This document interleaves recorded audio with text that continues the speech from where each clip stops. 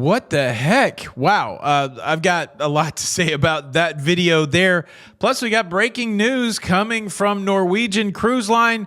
And I've got some other stuff. I got to clear something up from yesterday. All that and a whole lot more. Let's talk about it.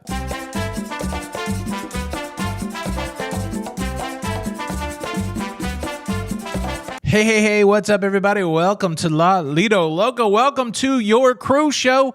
It's everything going on in cruising. It's for your face. It's for your face on a Tuesday. And let's start with this video that came off of the world's largest cruise ship, the Icon of the Seas. This video was shot at the Hideaway Pool, which is the infinity pool in the adults area on Icon of the Seas. And what I'm understanding from the story is that this gentleman was doing something around that pool area and his glasses fell over the side of the infinity pool, sunglasses. And as he went to retrieve his sunglasses, he flipped over the rail of the infinity pool. Now, this is what the back of the Icon of the Seas looks like, and you can see that hideaway pool there, the infinity pool. And if you look close, fortunately, you can see that beyond the ledge of the infinity pool is a walkway, a service walkway, and thank goodness that was there. Obviously, this is a design choice, a safety choice, so you can't just be on the edge of an infinity pool and go over.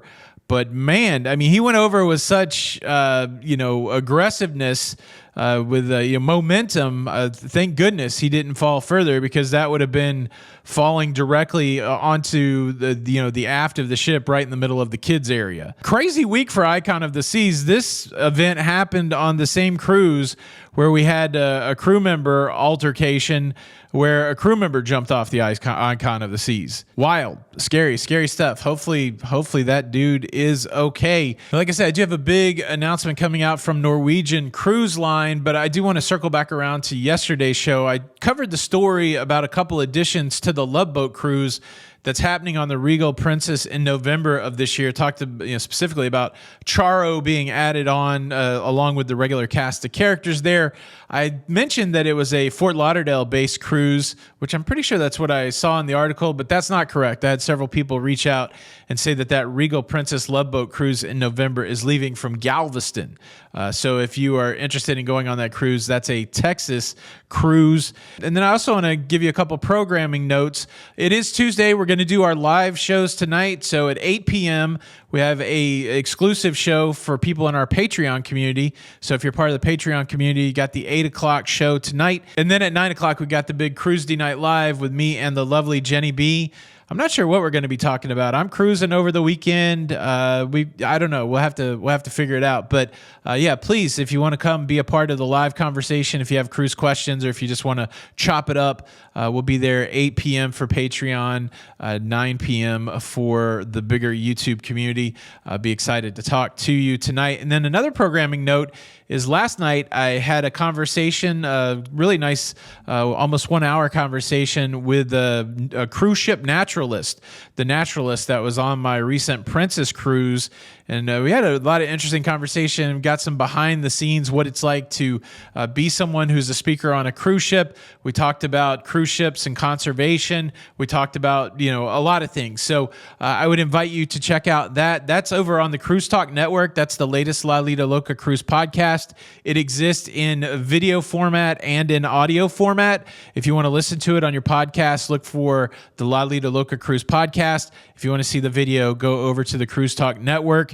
That's where those live, and I'll leave links for all of that below. Now, let's talk about something that just was announced by Norwegian Cruise Line. They are enhancing their private island, Great Stirrup Cay, in a big way. Here's the tagline from the press release. In summer 2026, Norwegian Cruise Line will open an all-new, nearly 6-acre water park with 19 water slides, and almost 800-foot dynamic river, a new jet cart water track, and more experiences for guests to enjoy the great life at Great Stirrup Cay.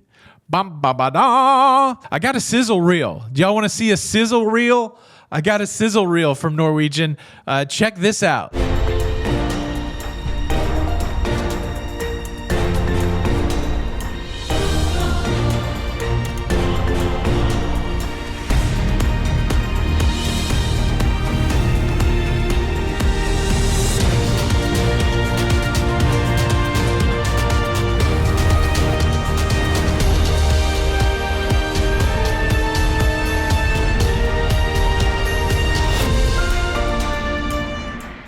I tell you what, I love the cruise industry. You know, Carnival, here comes Celebration Key. That's in response to Royal Caribbean's Perfect Day at Coco Cay. Here's Norwegian saying, okay, we're going to do this also. The wild thing and the exciting thing for me is the location of Great Stirrup Cay. I've been there several times. It's right across from another island that's called Little Stirrup Cay. I mean, that's what it was called until Royal Caribbean rebranded it into Perfect Day at Coco Cay. So imagine that. You're on a Royal Caribbean ship. You're on a Norwegian cruise line cruise ship. You're, trucking down to the Bahamas. You roll up to these two private islands, and it's going to be like looking at a theme park. And that's really the big part of the conversation. I'm excited for these enhancements to Great Stirrup Cay. I love the fact I like that island quite a bit. Wonderful amenities like you can use your drink package there. They've got food there. The one thing I didn't really like about Great Stirrup Cay is the only water you could get into would be the ocean water, and I'm not a big fan of that. And so with this new enhancement, I mean, we saw in the sizzle reel, you're getting a pool, all these water slides, that kind of stuff. Of course, don't know how that's going to work. Is the pool going to be in the water park? Is there going to be a charge? That kind of thing. But exciting stuff. So now we're going to have Coco Cay. We're going to have Great Stirrup Cay going head to head. And, I guess we really are looking at a, private isletization of cruising, where, you've got locations and regulations and people that maybe not want you there. An alternative to that is to have your own private destination. And we're seeing more and more cruise lines continue to enhance their private destinations. And then even inside that private isletization of cruising, we're seeing a theme parkization of cruising. This, I've been thinking for the life of me, other than the fact that it's a good revenue generator, I could not figure out why Carnival is not including all kinds of food on Celebration Key, why they're not even offering lemonade and fruit punch. The only included drink you can get on Celebration Key, from what I understand, is water. That's a big change from the private island philosophy of the cruise industry previously, but it hit me like a ton of bricks the other day. That's just like a theme park. The fact that they're giving out like one food credit, that's good. But for the most part, now if you go to Celebration Key, it's getting treated like going to a Disney World or going to Universal, where you got to buy all of your food and you've got to buy all of your drinks. And there's going to be a ton of souvenirs that you can get into, and you're going to have to pay for some other experiences. Yeah, the food choice on Celebration Key feels like a big departure. It feels like it could be indicative of a shift. Mega ships going to private destinations, and at least on one of those private destinations, Celebration Key, the interaction with that destination is more so like a theme park than what previously used to be like a private island for a cruise ship. So yeah, it's an interesting time in cruising. The beautiful thing about cruising is if you don't like any of that, there's still a lot of cruise ships out there that go traditional cruising to, foreign ports and all that kind of stuff. So, I don't think it's the sky is falling. This is how cruising's going to be, but it definitely is another lane inside the cruise space that I think a lot of people like. If you're living in cold weather, if you like to come to Florida for the summer, if you like that cruise experience, if you want to take your kids to a fun place and do that on a cruise ship without too much hassle, private island's pretty good for that. So it's an interesting lane that obviously keeps expanding inside of the cruise industry. It's a good revenue generator for these cruise companies. Norwegian Cruise Line now fully in the mix with their private island enhancements, and I can't wait.